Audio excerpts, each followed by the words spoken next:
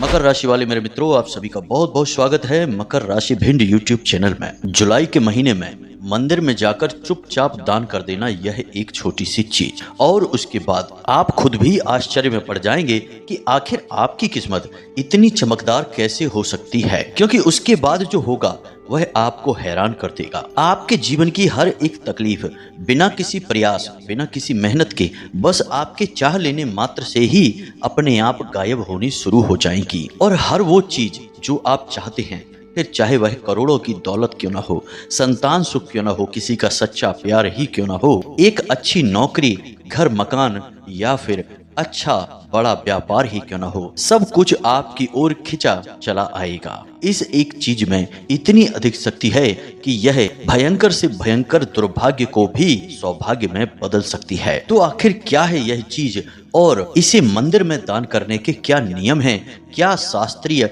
और वैदिक विधान हैं, सारी बातें हम आपको इस वीडियो में बताने जा रहे हैं। बस वीडियो को आपको पूरा देखना है और अंत तक हर एक बात को समझ लेना है। तो जयकारा बोलो माता रानी का, जगत माई महामाई माँ भद्रकाली की जय बोलो, माता रानी के सांचे दरबार की जय बोलो। आपकी किस्मत चाहे कितनी ही खराब क्यों ना हो, बुरी से बुरी किस्मत भी एक अच्छे सौभाग्य में बदल जाएगी। दुनिया की बड़ी से बड़ी खुशी, हर एक चीज आपकी ओर चुंबक की तरह खिंची चली आएगी। आपकी किस्मत हीरे मोतियों जैसी चमकने लगेगी और घोड़े के समान तेज भागने लगेगी। और ऐसा हम इसलिए कह रहे हैं क्योंकि इस एक चीज में इतनी अधिक शक्ति है कि यह देवी देवताओं की संपूर्ण सकारात्मक ऊर्जा को आपकी ओर मोड़ सकती है और उनकी संपूर्ण कृपा और आशीर्वाद आपको दिलवा सकती है। और जब देवी देवता किसी के भाग्य को बदलने के पीछे उतारू हो जाते हैं तो फिर उसे दुनिया की कोई भी ताकत रोक नहीं सकती है। दिव्य शक्तियों के आगे तो किसी की भी नहीं चलती है। जैसा कि स्वयं भगवान श्री कृष्ण कहते हैं कि हे अर्जुन, समय कभी नहीं रुकता है। आज यदि समय बुरा चल रहा है तो कल अवश्य ही अच्छा आएगा। तुम्हें तो बस इतना करना है कि केवल निस्वार्थ भाव से अपने कर्म को करना है, और वही कर्म आपके भाग्य के निर्माण में आपकी मदद भी करेगा। तो अब आपके जीवन में बदलाव का समय आ रहा है, और यह बात आपको याद रखनी होगी कि जब भी जीवन में बदलाव आता है तो उस बदलाव के लिए कोई ना कोई माध्यम अवश्य बनता है। तो आज हम आपको विश्वास दिलाते हैं कि आपके जीवन में जो सकारात्मक बदलाव आएंगे, आपको जो खुशियां और सौभाग्य की प्राप्ति होगी, उसका माध्यम, उसका कारण आज का यह वीडियो बनने वाला है। तो बस ऐसे में आपको इस वीडियो को पूरा देखना है। ऐसी मूर्खता भूल कर भी मत करना प्रिय मित्रों कि इस वीडियो को बीच में छोड़ देना। जी हाँ मित्रों, ऐसा कभी भी मत करना। आज के इस वीडियो को बनाने में हमने सच्चे मन से बहुत मेहनत की है। शास्त्रों की गहराई से खोजबीन करने के बाद, संपूर्ण ज्योतिषीय आकलन के बाद आज के इस वीडियो में हम आपको जो बातें बताने जा रहे हैं वे बेहद ही गुप्त और बहुत ही शक्तिशाली हैं। आपको बस इन बातों पर पूरे विश्वास के साथ अमल करना है और जैसा हम बताएंगे वैसा हर एक नियम का पालन करना है। फिर देखिए कैसे जीवन बदलता है।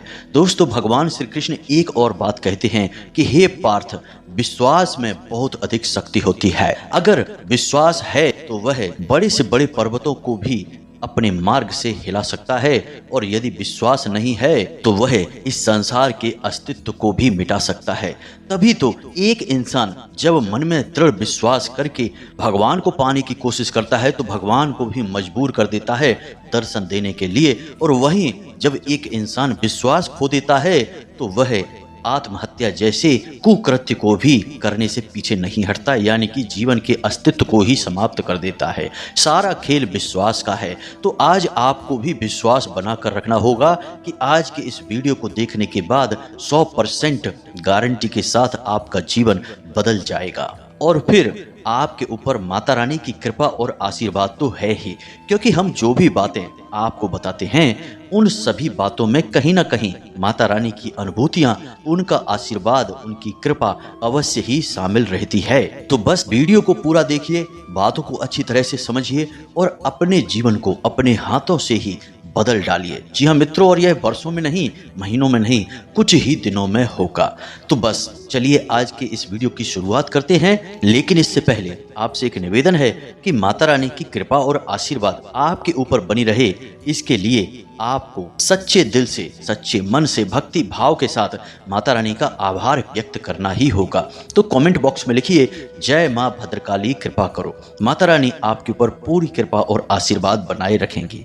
मित्रों, याद रखना, वैसे तो सभी हम और आप और इस संसार का हर एक जीव माता रानी के ही बच्चे हैं, लेकिन आपने भी देखा होगा कि यदि किसी के 3 बच्चे हैं तो उनमें से एक बच्चा बहुत अधिक लाडला होता है।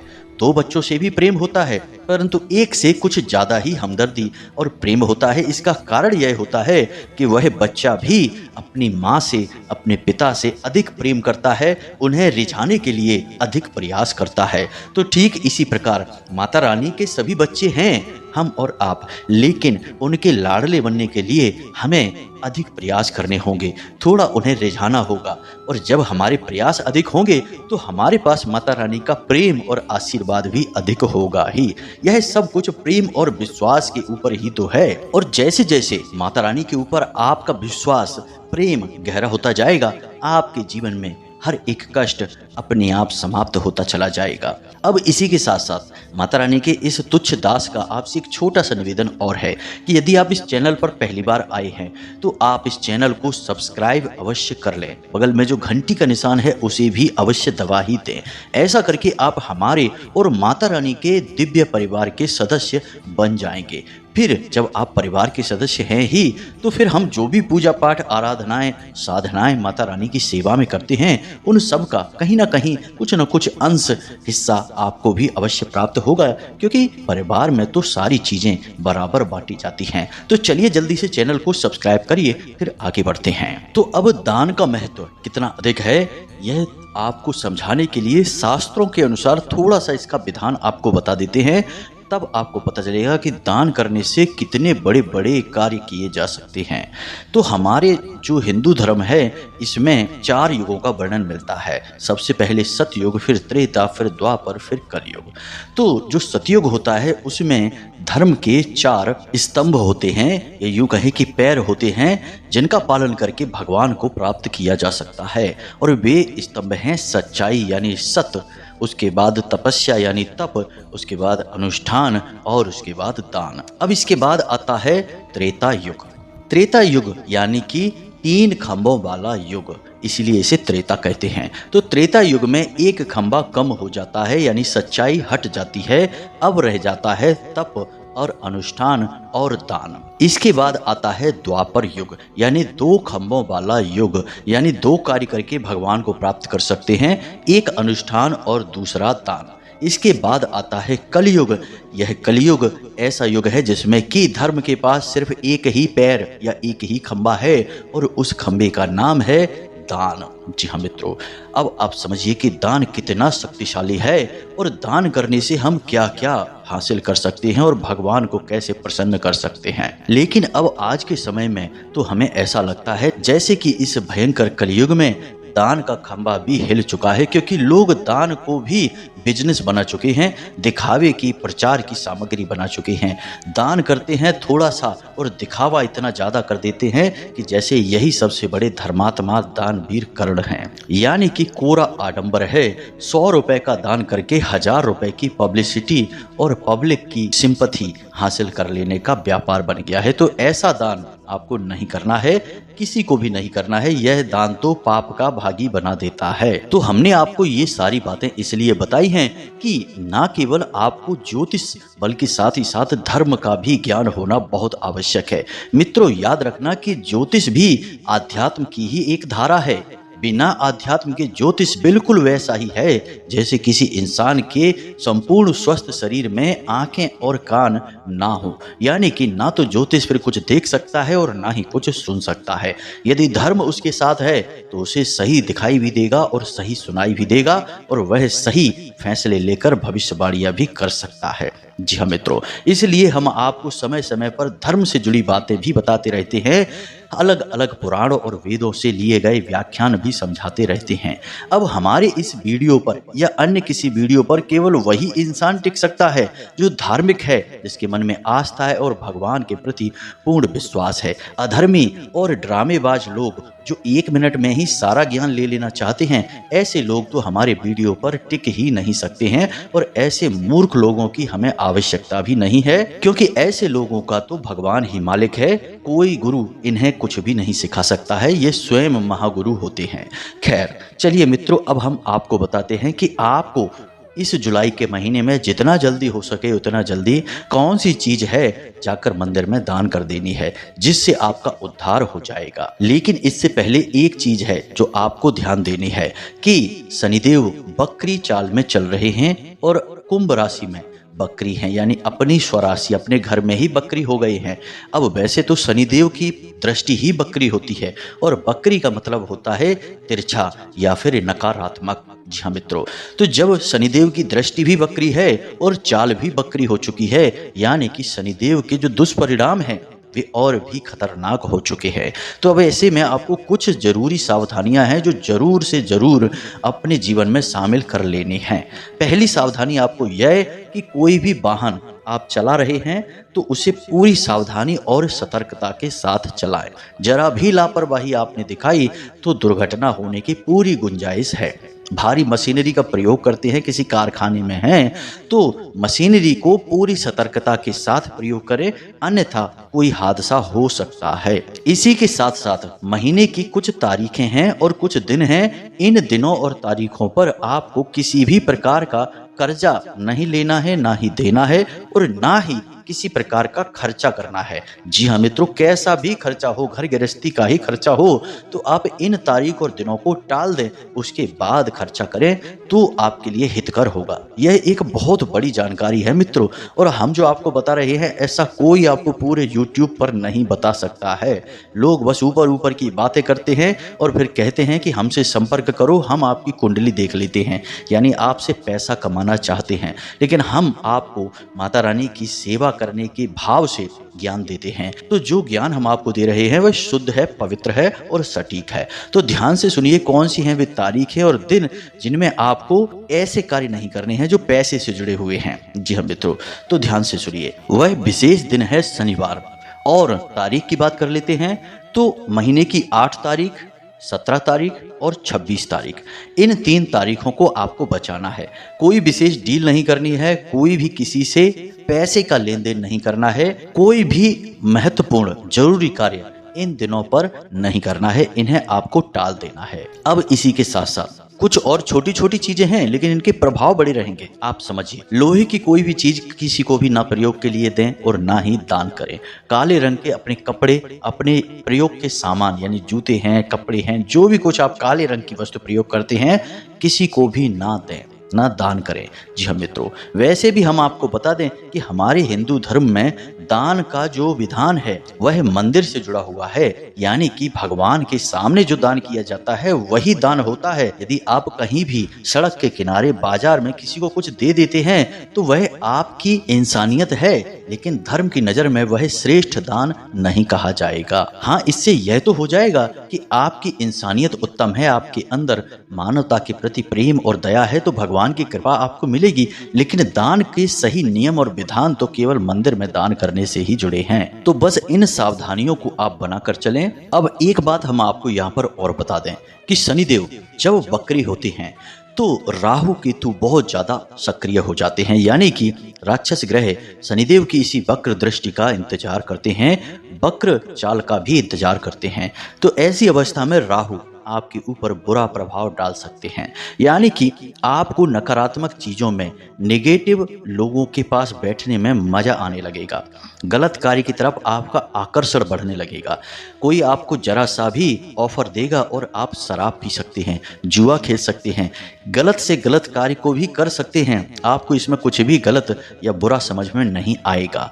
यह राहु का प्रभाव रहेगा। दूसरा कि किसी के जरा सी सलाह पर आप बड़ी से बड़ी रकम इन्वेस्ट कर सकते हैं, नए व्यापार की शुरुआत कर सकते हैं, पुराने व्यापार को बंद कर सकते हैं, या ऐसा भी हो सकता है कि आप अपनी चल रही अच्छी खासी नौकरी को छोड़कर किसी नए व्यापार को करने का प्लान बना सकते हैं। अभी हम आपको बता दें कि 139 दिनों तक आपको जब तक शनि की बकरी चाल है, किसी भी प्रकार के नए व्यापार बिजनेस के बारे में सोचना भी नहीं है। जी हाँ मित्रों, शनिदेव की बकरी दृष्टि और बकरी चाल में यह बहुत अधिक होता है। लोग जिस कार्य को कर रहे होते हैं उसी कार्य में उनकी रुचि कम हो जाती है, मजा नहीं आता है। उन्हें लगता है कि अब इस कार्य में कुछ नहीं रखा है, इसे बंद करके कुछ नया काम शुरू कर लेते हैं। लेकिन यह उनकी बहुत बड़ी गलती होती है। वहाँ भी उन्हें धोखा, परेशानी ही मिलेगी। इसलिए ऐसा आपको नहीं करना है अभी फिलहाल के लिए। राहु के दुष्परिणामों से बचने के लिए आपको क्या करना है? पहली चीज, आप जिस घड़ी को पहनते हैं वह घड़ी गोल डायल की होनी चाहिए। मित्रों, आजकल फैशन आ गई है तो लोग चौकोर डायल की घड़ी पहनने लगे हैं, लेकिन आप खुद ही समझिए कि समय एक चक्र में चलता है और घड़ी पुराने जमाने से अब तक गोल डायल की ही हुआ करती हैं। लेकिन अब फैशन आ गई है तो कुछ भी कर सकती हो, गोल चीज को भी चौकोर बना लोगे और चौकोर चीजों को गोल बना लोगे, तो क्या इससे हमारी जो ऊर्जाएं हैं वो तो नहीं बदल जाती? तो समय की जो ऊर्जा है वह गोलाकार चक्र में भ्रमण करती है। तो आपको सही समय का लाभ प्राप्त करना है जो कि राहु देव आपको दिला सकते हैं। तो वह तभी होगा जब आप घड़ी ऐसी पहने जो गोल डायल की हो। दूसरा, कि कोई भी इलेक्ट्रॉनिक सामान जो आपके घर में पड़ा है और यदि वह खराब हो चुका है तो उसे तुरंत निकाल कर बाहर फेंक दें, कबाड़ी वाले को दे दें, या फिर आप उसे सही करवा दें, ठीक करवाकर अपने घर में रखें। तीसरा, आपके घर की छत यदि गंदी रहती है, उस पर धूल मिट्टी जमा रहती है या उस पर कबाड़ का सामान पड़ा रहता है, उसे उठाकर घर से बाहर फेंक दें। आप राहु का प्रेम जीत सकते हैं, दिल जीत सकते हैं, यदि आप अपने कबाड़ का सामान किसी कबाड़ी वाले को देते हैं और उससे जो रुपए आपको प्राप्त होते हैं उस रुपए से आप हनुमान जी के मंदिर में जाकर चोला चढ़ा देते हैं। जी हाँ मित्रों, मानकर चलिए कि आपके घर में जो कबाड़ का सामान है, इलेक्ट्रॉनिक सामान है, लोहे का, प्लास्टिक का, जो भी है, आपने उसे बेच दिया कबाड़ी वाले को। अब उससे आपको जो पैसे मिले, मानकर चलिए कि 50 रुपए आपको प्राप्त हुए, तो उस 50 रुपए से आप हनुमान जी के मंदिर में जाकर यदि चोला चढ़ा देते हैं, प्रसाद चढ़ा देते हैं, तो इससे राहु देव आपसे इतने प्रसन्न होते हैं कि वे आपको तुरंत आकस्मिक लाभ दिलाना शुरू करते हैं। इस उपाय को आप एक बार हमारे कहने से करके अवश्य देखना। हम गारंटी देते हैं कि आप खुद हमें कमेंट करके धन्यवाद बोलेंगे कि गुरुजी आपने बहुत मजबूत शक्तिशाली उपाय हमें बता दिया है। याद रखना कि जिसको राहु मारे उसे फिर कोई न तारे, और जिसको राहु तारे उसे फिर कोई न मारे। राहु में बहुत अधिक शक्ति होती है। याद रखना कि यह वही राहु है जिसे हनुमान जी का आशीर्वाद प्राप्त है, जिसे भोले बाबा का आशीर्वाद प्राप्त है, और जिसने अमृत पिया है, यानी कि वह देवताओं की श्रेणी में आ चुका है। तो इसे आप हल्के में ना लें। कोई आपसे कहे कि राहु तो छोटा सा ग्रह है, ये कर लो, वो कर लो, ऐसा उपाय वैसा उपाय, नहीं मित्रों, हल्के में मत लेना। राहु आपको बहुत कुछ दे सकता है, रंक को राजा और राजा को रंक बना सकता है। तो अब ध्यान से सुनिए कि आपको कौन सी वह चीज है जो मंदिर में दान करनी है और उससे आपको कैसे कैसे लाभ प्राप्त होंगे, उसके नियम क्या हैं, विधान क्या हैं। तो मित्रों, सबसे पहली बात आप समझिए कि जुलाई के इस पूरे महीने में शनिदेव बकरी चाल तो चल ही रहे हैं, साथ ही साथ मंगल भी आपकी राशि पर भारी है, और राहु तो हैं ही शनिदेव का साथ देने के लिए।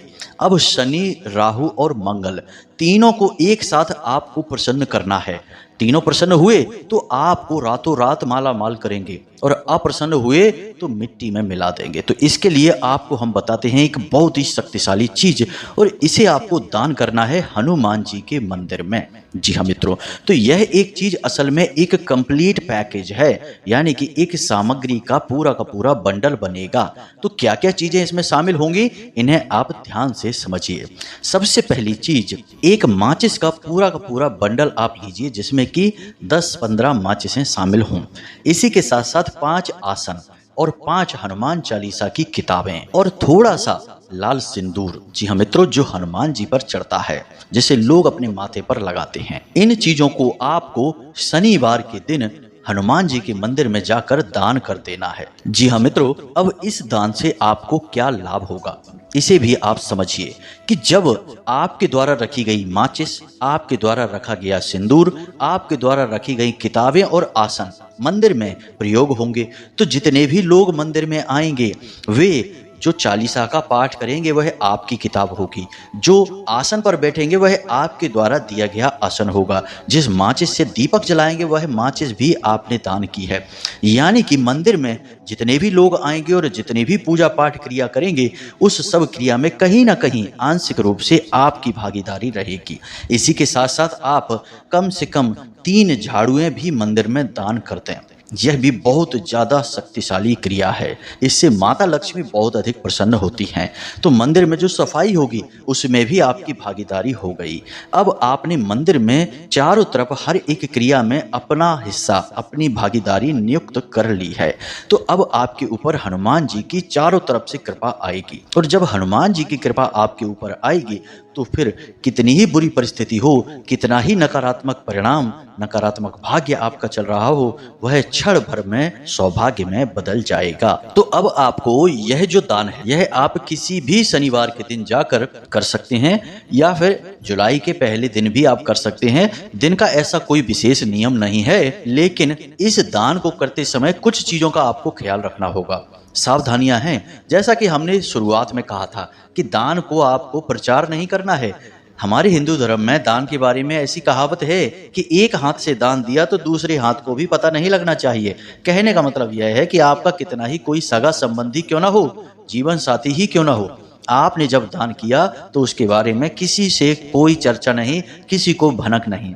चुपचाप जाकर आप इस कार्य को करके आएंगे और भूल जाएंगे। जब आप इस क्रिया को इस तरह करेंगे तभी यह क्रिया फलित होगी। अब आपने इस क्रिया को करके असल में 2 बहुत ही पवित्र कार्य कर दिए। पहला यह कि हनुमान जी की शुद्ध निस्वार्थ सेवा कर दी, और दूसरी यह कि आपने किसी और की जो पूजा पाठ और जो अनुष्ठान है उसमें सहभागिता हासिल कर ली, यानी कि आपने उसकी भी मदद कर दी, क्योंकि वह आपके द्वारा दिए गए आसन पर बैठेगा तो यह उसकी मदद है। अब जब वह साधना करेगा तब भी फल आपको प्राप्त हो रहा होगा। जी हाँ मित्रों, यह बड़ा ही शक्तिशाली और गुप्त उपाय है। इसके बारे में कोई किसी को नहीं बताता है।